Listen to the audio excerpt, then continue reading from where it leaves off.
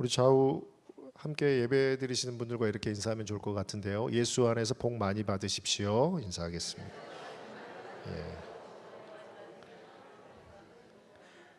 예수 안에 복 많이 받으십시오. 우리가 한국에 있다 보니까 그 명절이 두 번 있어요. 그렇죠? 1월 1일 되면 새해 복 많이 받으세요. 이렇게 하고 또 구정이 되면 또 한 번 더 하기 때문에 자주자주 이야기할 수 있는 것 같습니다. 그리스도인들은 누구의 복을 받는 거죠? 예수께서 주시는 복. 예수께서 주시는 복 풍성히 누리시는 성도 되시기를 주님의 이름으로 축원합니다. 우리 그리스도인들은 이 복을 나누는 사람들입니다. 그렇죠? 우리가 가족이 모여서 함께 예배하고 또 맛있는 거 먹고 또 좋은 담화도 나누는데 이 사랑을 넉넉히 흘려보내는 모두 되었으면 좋겠습니다. 그 명절 기간에 또 싸움이 자주 나죠. 그렇죠? 평상시에는 잘하는데 그 평상시에 하는 것보다 더 잘해야 됩니다. 특히 남편 우리 성도님들 아내에게 평상시에 100을 했다면 지금 200 잘하셔야 돼요. 그래야지만 평안이 돌아올 수 있습니다. 아시죠? 아내도 마찬가지입니다. 100을 이렇게 사랑을 하셨다면 이번 명절 기간에는 조금 더 신경 써서 남편에게 200 정도 잘해야 안 삐집니다. 꼭 200 잘하셔서 행복한 명절 보내시면 좋을 것 같습니다. 주위에 외로운 분 그리고 힘들어하신 분들이 있다면 그분들께 사랑도 좀 잘 나누시면 좋을 것 같아요. 명절 때 되게 외롭잖아요, 그렇죠? 제가 유학가 있을 때도 그 유학가 있는 친구들이 명절 때 되게 힘들거든요. 이제 뭐 설 명절 이런 건 잘 지키지 않는데 추수감사절 지킬 때 다들 이렇게 땡스기빙 지키러 가는데 갈 데가 없어요.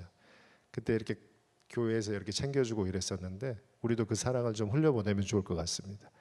주위에 외롭게 있는 분들이 있다면 친지일 수도 있고 이웃일 수도 있고 친구일 수도 있고 또 교회 공동체 안에서 그런 분들이 보인다면 그 사랑을 좀 흘려보내시면 좋을 것 같아요. 조그만 선물 또 커피 쿠폰 같은 것도 있잖아요. 그런 거 보내시면 좋을 것 같습니다. 막 저한테 보내신 거 아니죠? 목사님 제일 힘들어 보여요. 막 이렇게. 저희 어렸을 때 우리 집 옆집에 기옥이 엄마라는 사람이 있었습니다. 기옥이 엄마. 제가 그분 성함은 모르는데 저희 어머니가 항상 기옥이 엄마 그래가지고 기옥이 엄마라는 사람이 있었어요. 저희 집이 워낙 가난했기 때문에 명절이 되면 미역국 한 그릇 끓일 돈이 없었을 때 그 기옥이 엄마가 항상 이렇게 돈을 빌려주셨습니다. 그렇게 해서 할아버지와 이렇게 미역국도 먹고 이렇게 했던 기억이 나요. 여러분들이 이번 명절에 그런 기옥이 엄마가 좀 되어줬으면 좋겠습니다. 예수 그리스도의 사랑은 가지고 있는 것이 아니라 흘려보낼 때 그 능력이 나타나기 때문에 우리 운정방주교회 성도들이 그 사랑을 넉넉히 흘려보내면서 살아계신 하나님을 같이 기뻐하는 모두 되었으면 좋겠습니다. 그런 명절 보내십시오. 우리가 요한복음을 묵상하고 있는데요. 에고에임이라는 말씀으로 예수 그리스도께서 자기 계시하는 말씀을 살펴보고 있습니다.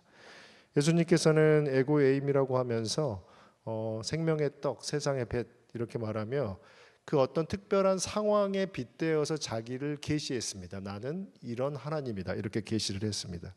그런데 지난번 살펴보았던 말씀부터는 조금 잘 맞지 않았어요. 그렇죠? 생명의 떡 이렇게 할 때는 오병이어 사건을 이어서 말씀을 하셨습니다.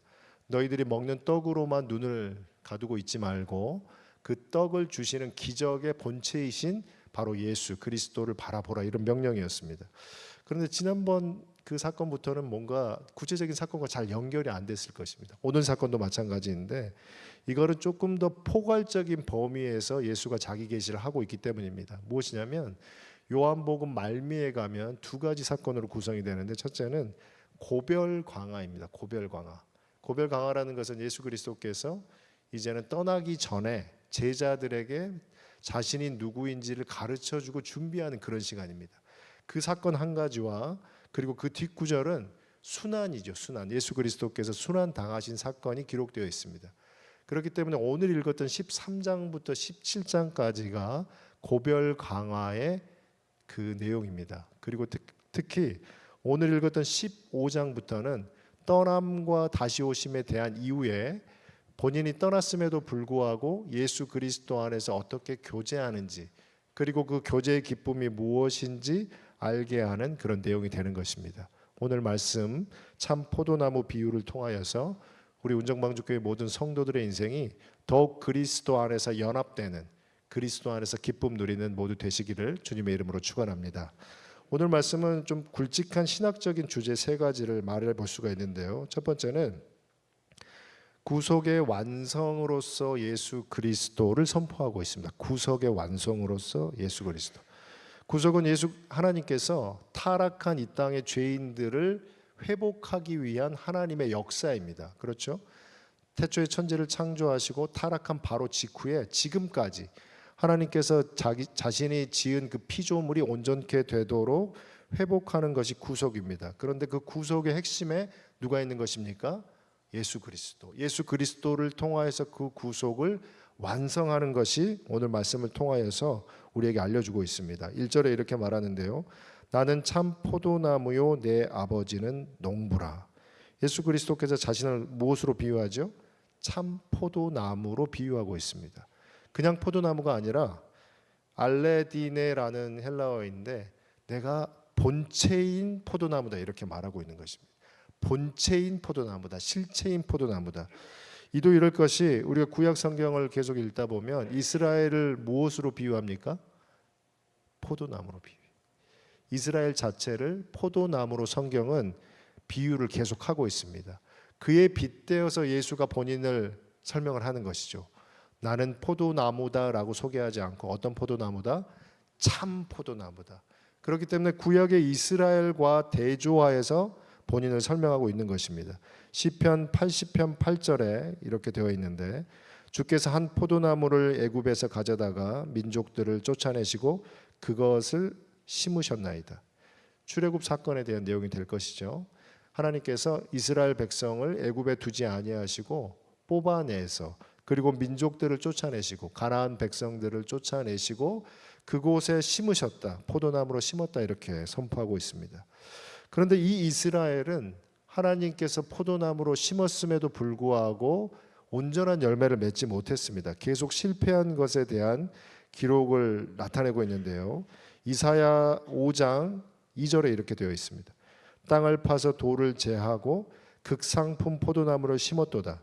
그 중에 망대를 세웠고 또 그 안에 술틀을 팠도다. 좋은 포도 맺기를 바랐더니 들포도를 맺었도다. 하나님께서 이스라엘 백성을 가나안에 심었습니다. 그리고 구속의 완성을 이루기 위한 하나님의 계획을 담았습니다. 그렇기 때문에 극상품 포도나무, 특별한 나무인 것이죠.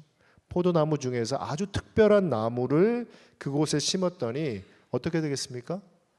특별한 나무를 심었기 때문에 어떤 열매를 기대하게 되는 것이죠? 특별한 열매를 기대하는 것이죠. 아주 좋은 포도 열매가 맺을 것을 하나님은 기대했더니 그들이 맺은 것은 아주 질이 안 좋은 들포도를 맺었다 이렇게 선포하고 있습니다. 5장 4절에도 이렇게 되어 있는데요. 내가 포도원을 위하여 행한 것 외에 무엇을 더할 것이 있으랴. 내가 좋은 포도 맺기를 기다렸거늘 들포도를 맺음은 어찌 됨인고. 하나님께서 한탄하는 그 목소리를 담고 있는 것이죠. 이사야를 통해서. 정말로 너희를 심었고 너희가 잘 시간이 지나면 그 아름다운 열매 맺을 것을 기다렸더니 그렇지 않았다라는 것입니다. 구체적으로 어떤 열매를 기다리셨는지 이사야서 5장 7절에 이렇게 기록되어 있는데요. 무릇 만군의 여호와의 포도원은 이스라엘 족속이요 그가 기뻐하신 나무는 유다 사람이라. 그들에게 정의를 바라셨더니 도리어 포악이요 그들에게 공의를 바라셨더니 도리어 부르짖음이었도다. 이렇게 말하고 있는 것이죠. 그러니까 하나님께서 바랬던 열매는 무엇입니까? 굉장히 거창하고 대단한 것이 아니었습니다. 하나님의 백성들이 하나님이 정한 땅에 들어가서 하나님의 주신 율법대로 살아가며 무엇을 맺기를 원하셨어요? 정의를 맺기를 원하셨어요.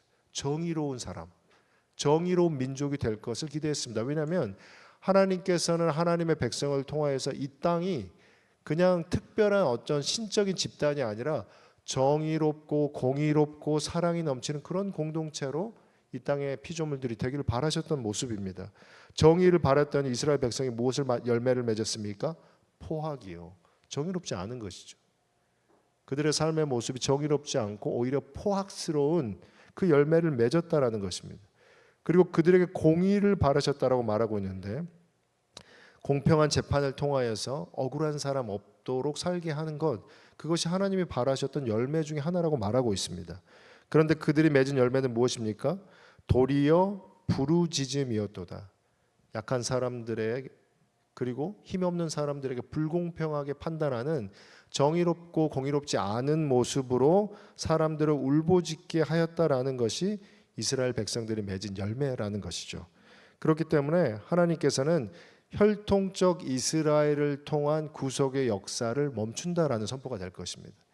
사실은 혈통적 이스라엘에 대한 구속의 역사도 그 안에 영적인 이스라엘을 내포하고 있었지만 분명하게 그것을 하지 않는다라고 말하는 것이죠. 그리고 무엇을 통하여서 구속의 완성과 이루심을 한다는 말씀이십니까? 참 포도나무이신 예수 그리스도를 통하여서 그 구속을 완성하시고 할 것이다라고 선포하고 있는 것입니다. 그렇기 때문에 우리는 이스라엘 사람이 아니죠. 이스라엘의 땅에 사는 사람도 아닙니다. 그런데 오늘 우리가 모여서 예배할 수 있는 것은 구속의 완성이신 예수 그리스도께 붙어 있기만 하면, 그 사람이 이스라엘 민족이 아니더라도, 혈통적으로 이스라엘 사람이 아니더라도 예수께서 완성하신 그 구속의 역사를 오직 믿음으로 그 생명을 우리에게 선물로 주셨음을 믿고 기뻐하시는 저와 여러분 되시기를 주님의 이름으로 축원합니다. 두 번째는 예수를 닮아가는 성화는 필연적이다, 이렇게 말하고 있어요. 굉장히 복잡하게 들리는 것 같지만, 우리가 어떤 아이가 태어나면 그 아이가 자라가는 것은 당연한 것이죠. 아이가 태어나면 그 가정 가운데 그 아이가 먹고 자고 쉬었더니 시간이 지나면 무럭무럭 자라는 것입니다. 예수 그리스도라는 참 포도나무에 연결된 사람이 있다면 그가 그리스도를 닮아가며 자라는 것이 당연한 것이다, 이렇게 선포하는 것인데, 2절 말씀에 이렇게 되어 있었죠. 물은 내게 붙어 있어 열매를 맺지 아니하는 가지는 아버지께서 그것을 제거해 버리시고, 무릇 열매를 맺는 가지는 더 열매를 맺게 하려 하여 그것을 깨끗하게 하시느니라. 성부이신 하나님의 역할의 두 가지를 정의하고 있습니다. 하나는 열매 맺지 않는 가지를 어떻게 합니까? 제거하는 것이. 가지가 나무에 붙어 있는데 수분이, 영양분이 공급되지 않지만 붙어 있는 적이 있습니다. 그렇죠? 그걸 어떻게 한다고 하십니까? 잘라서 버리겠다라는 것이죠. 그래서 잘라서 버려서 어떻게 하냐면 6절 말씀에 보면, 사람이 내 안에 거하지 아니하면 가지처럼 밖에 버려져 마르나니 사람이 그것을 모아다가 불에 던져 사르느니라, 이렇게 선포하고 있습니다. 그 잘라서 버리는 역할을 하시겠다라는 것입니다. 두 번째는 열매 맺는 가지는 더 맺게 하려고 깨끗하게 하시겠다라는 것이죠. 정결하게 하시겠다는 선포입니다. 그래서 제거하는 것은 이런 것입니다. 가룟 유다를 우리가 생각해 볼 수가 있는데, 가룟 유다는 하나님의 예수 그리스도의 사도였습니다. 그렇죠? 12 제자 중에 한 명이었습니다. 그는 또 특별하게 그 지혜로운 사람이었던 것 같아요. 아주 머리가 비상했던 사람 같습니다. 재정을 맡는 사람이었기 때문에 예수 그리스도께서 그의 공생의 기간 동안 재물을 맡은 사람으로 아주 특별하게 뽑혀진 사람 같습니다. 그런데 어떻습니까? 예수의 그룹 안에 있고 제자의 그룹 안에 있습니다. 예수의 사역 가운데 있고 예수의 하나님 나라의 가르침 가운데 있었습니다. 그런데 그의 모습은 하나님에 속해 있는 사람처럼 보이지만 그의 내면은 그렇지 않았던 것이죠. 오히려 결국은 예수 그리스도를 배신하고 배교하고 죽음에 이르는 것이 그에 대한 성경의 기록입니다. 결국 가룟 유다에 대한 개혁주의의 정의는, 그가 하나님 백성처럼 보이지만 그는 원래 하나님께 속하지 않은 사람이었다라는 것이 개혁주의의 가르침입니다. 마태복음 13장 47절부터 57절에도 이 가룟 유다와 같은 삶에 대해서 비유로 말씀해주고 있는데 이렇게 되어 있습니다. 또 천국은 마치 바다에 치고 각종 물고기를 모는 그물과 같으니 그물은 가득함에 물가로 끌어내고 앉아서 좋은 것은 그릇에 담고 못된 것은 내버리느니라. 세상 끝에도 이러하리라. 천사들이 와서 의인 중에서 악인을 갈라내어 풀무불에 던져 넣으리니 거기서 울며 이를 갈리라. 결국 이 땅의 하나님 나라의 백성의 교회 공동체 안에는 불안정하다라는 것이죠. 그렇기 때문에 하나님의 백성인 사람도 있고 그렇지 않은 못된 물고기도 있다라고 선포하고 있습니다. 그리고 알곡과 가라지를 선포하면서 하나님께서 다시 오신 그 마지막 날까지 알곡인 사람도 있고 가라지인 사람도 있다라고 성경에서는 분명하게 선포하고 있습니다. 결국 예수 그리스도께 붙어 있지 않지만 하나님 나라의 공동체에 있는 것처럼 보이는 사람을 하나님 아버지께서 어떻게 하신다고 하십니까? 제거해 버릴 것이다. 단지 성도들은 그것을 제거하려고 할 필요가 없다라는 것이죠.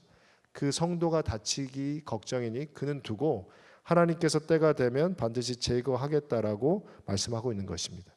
그게 첫 번째 성부인 하나님께서 하시는 역할 중에 하나라고 우리가 알 수가 있습니다. 두 번째는 정결하게 하는 것입니다. 깨끗하게 하는 것인데 2절 말씀에 이렇게 뒷부분에 기록되어 있지요. 무른 열매를 맺는 가지는 그 열매를 맺게 하려 하여 그것을 깨끗하게 하시느니라. 우리가 농사를 생각해 보면 가지치기라고 생각해 볼 수가 있죠. 어떤 가지가 나무에 잘 붙어 있습니다. 수분도 영양분도 잘 공급이 됩니다. 열매도 때때로 맺습니다. 그런데 그 열매가 아주 좋은 상품을 유지하기 위해서는 그 가지치기를 해줘야 되는 것이죠. 불필요한 가지를 잘라내고 양분이 그곳으로만 잘 갈 수 있도록 정돈을 해줘야지만 그 가지에 열매가 아주 좋게 잘 맺을 것입니다. 그렇기 때문에 성부인 하나님께서는 그 가지치기를 하겠다라고 말씀하시는 것입니다. 예수 그리스도 안에서 거하는 성도입니다. 그럼에도 불구하고 그가 자기의 소견대로 살아가지 두지 않고 성부 하나님께서 그의 인생을 인도하시겠다라는 선포가 되는 것인데요. 무엇으로 그것을 정결하게 할까요? 3절 말씀에 이렇게 말했죠. 너희는 내가 일러준 말로 이미 깨끗하여졌느니라. 무엇으로 깨끗하여집니까? 말씀으로. 오직 예수 그리스도의 말씀으로 우리가 깨끗해질 것이다라고 분명히 선포하고 있습니다. 우리가 요한복음을 새벽에도 묵상하고 있는데 예수께서는 자기가 하나님의 아들이심을 드러내고 있습니다. 어떻게 드러내십니까? 말씀이 이루어짐으로. 가나 혼인잔치에 갔더니 물을 포도주로 바꿨습니다. 말씀으로 바꿨습니다. 죽어있는 나사로에게 일어나라고 말씀하셨습니다. 회당장 자녀에게 일어나라고 했습니다. 죽은 사람이 일어났습니다. 어떻게 일어났습니까? 말씀으로. 예수 그리스도께서 말씀하심으로 이 땅의 하나님의 백성들을 어떻게 하십니까? 깨끗하게 하셨음을 믿고 기뻐하시는 저와 여러분 되시기를 주님의 이름으로 축원합니다. 그런데 그렇게 깨끗해졌다라는 것을 두 가지로 나눠서 설명을 하고 있어요. 어떻게 설명하냐면 요한복음 13장 10절에 이렇게 말씀하시는데요. 예수께서 이르시되 이미 목욕한 자는 발 밖에 씻을 필요가 없느니라. 온몸이 깨끗하니라. 너희가 깨끗하나 다는 아니니라 하시니. 이거는 그 고별 강화의 첫 번째 부분입니다. 세족식에 대한 부분인데 베드로가 예수께서 스승임에도 불구하고 발을 씻어 주려고 하는 것을 거부하는 것이죠. 됐습니다. 저는 됐습니다. 이렇게 아주 예의 바르게 거절을 했더니 예수님께서 다 씻어야 된다고 말했습니다. 그렇지만 어디만 씻어야 된다고요? 발만 씻어야 된다. 이미 너희들이 깨끗하기 때문에 무엇으로? 하나님의 말씀으로, 예수 그리스도의 말씀으로, 예수 그리스도께서 만나 주심으로 깨끗하기 때문에 몸은 다 씻을 필요가 없지만 이 땅에 살아가는 성도의 삶 가운데 무엇을 씻어야 됩니까? 발을 씻어야 된다는 것이죠. 우리는 끊임없이 이 땅 가운데 살아가면서 죄악의 먼지가 몸에 붙습니다. 그렇죠? 예수께서 이 말씀을 통하여서 우리가 하나님의 백성이고 하나님의 영광 가운데 거하면 된다라고 하지만 여전히 남아있는 우리의 무지함, 죄의 오염으로 끊임없이 죄를 짓고 또 그 죄를 털어내기 위해서 살아야 되는 것입니다. 그렇기 때문에 우리를 깨끗하게 하시고 구원하게 하신 하나님께서 우리의 삶으로 열매 맺을 것인데 그 열매가 온전히 맺기 위해서 어떻게 하십니까? 고난 가운데 우리가 그 죄를 털어내도록 우리를 인도하시는 것이죠. 그렇기 때문에 우리는 우리의 시선을 바꾸게 됩니다. 우리의 삶 가운데 생겨나는 그 고난에 대한 시선을 바꿔가는 것이죠. 우리가 예수께 나오는 이유는 그 삶의 고난으로 나올 수 있습니다. 육신의 연약함으로, 경제적인 어려움으로, 자녀들이 겪는 고난으로 하나님께 나와서 기도하고 그것이 온전케 되기를 바랄 수 있습니다. 그것은 우리에게 당연한 모습일 것입니다. 그럼에도 불구하고 그 고난 가운데 하나님이 일하시는 목적은 무엇입니까?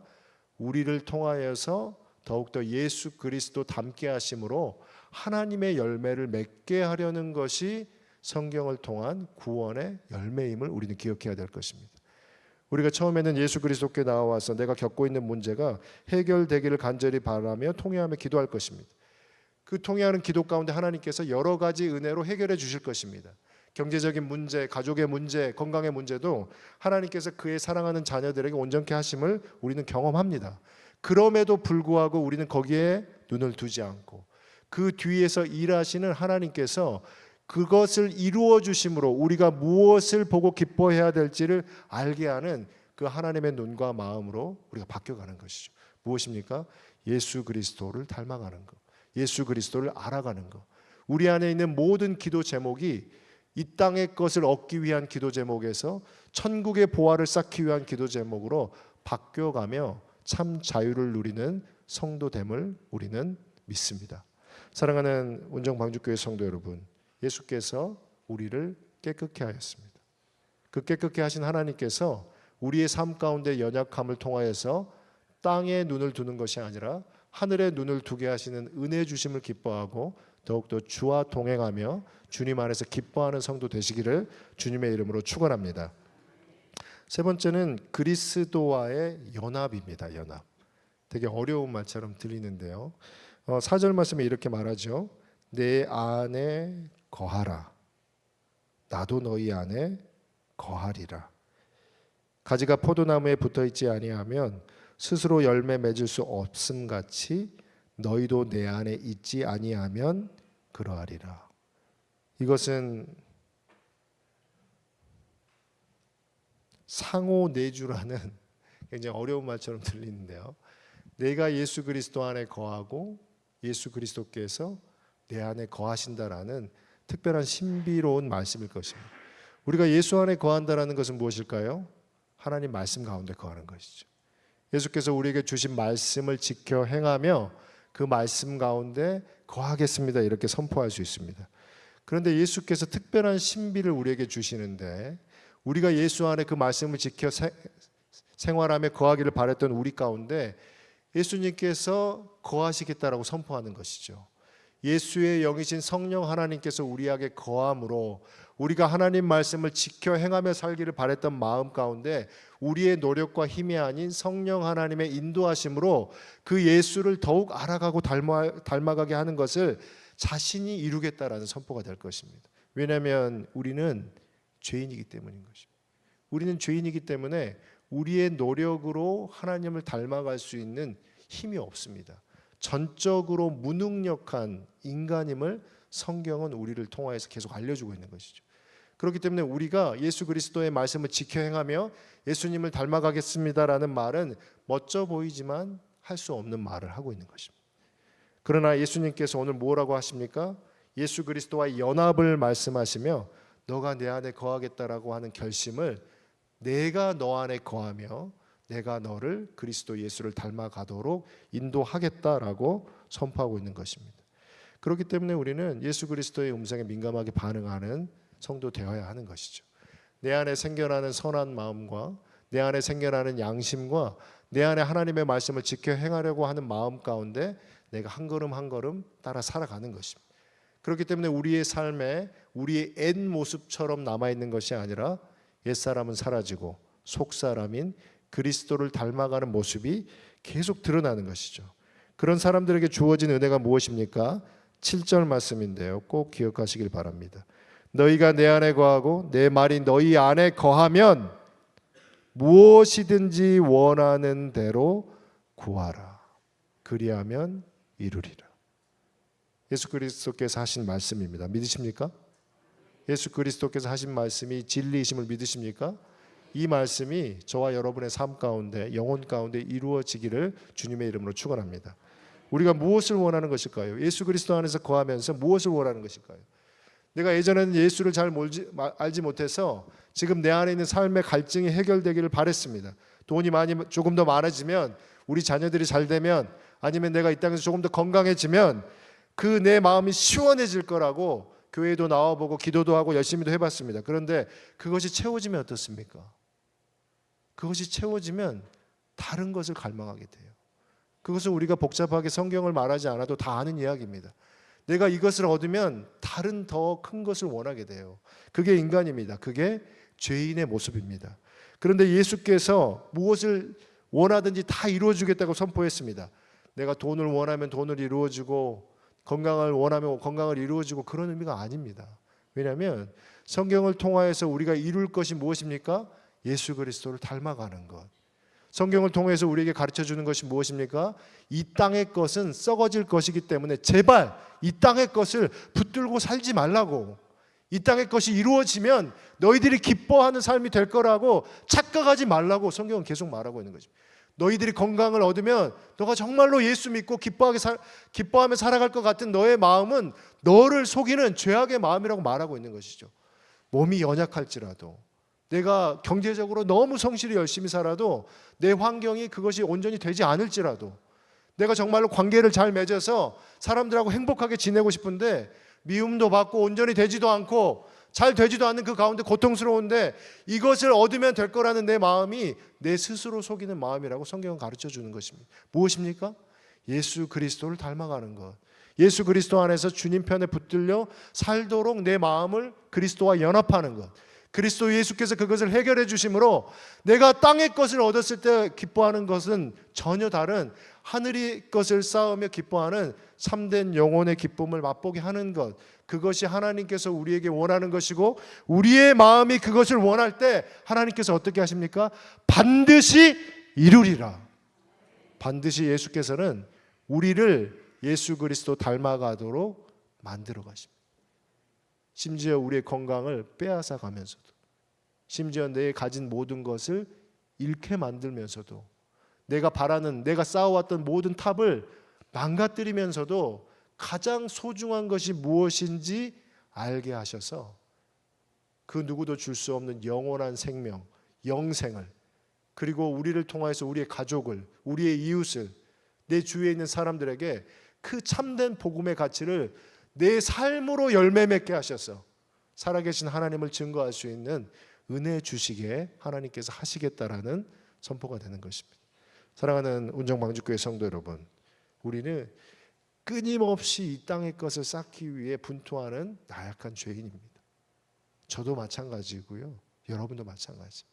그런데 우리가 그것에서 벗어날 수 있는 것은 하나님께서 해주시기 때문에 하나님께서 우리를 그 눈에서 그 마음에서 머물도록 하지 않고 오직 예수 그리스도만 바라볼 수 있도록 우리의 삶을 이끄시고 인도하셔서 주님을 찬양할 수 있는 하나님의 백성으로 만들어 주시기에 우리가 오늘도 예배하고 그리고 오늘도 주 앞에 나와서 신실하게 기도할 수 있는 하나님의 백성으로 살아갈 수 있는 것입니다. 우리 운정방주교회 모든 성도들의 인생이 다른 무엇으로 기뻐하는 것이 아니라 우리의 삶의 고난 때문에 주님을 바라보게 하시는 하나님께 감사드립니다. 우리의 연약함 가운데도 그 연약감을 채우기 위해서 허덕거리며 살아가는 것이 아니라 성실하게 공의롭게 정의롭게 살아가는 그 가운데 더욱 예수 그리스도 닮게 하신 하나님을 감사합니다. 우리의 성도들의 인생이 더욱 주님 안에서 연합되며 하나님을 기뻐하며 찬양하는 복된 믿음의 사람 되시기를 주님의 이름으로 축원합니다.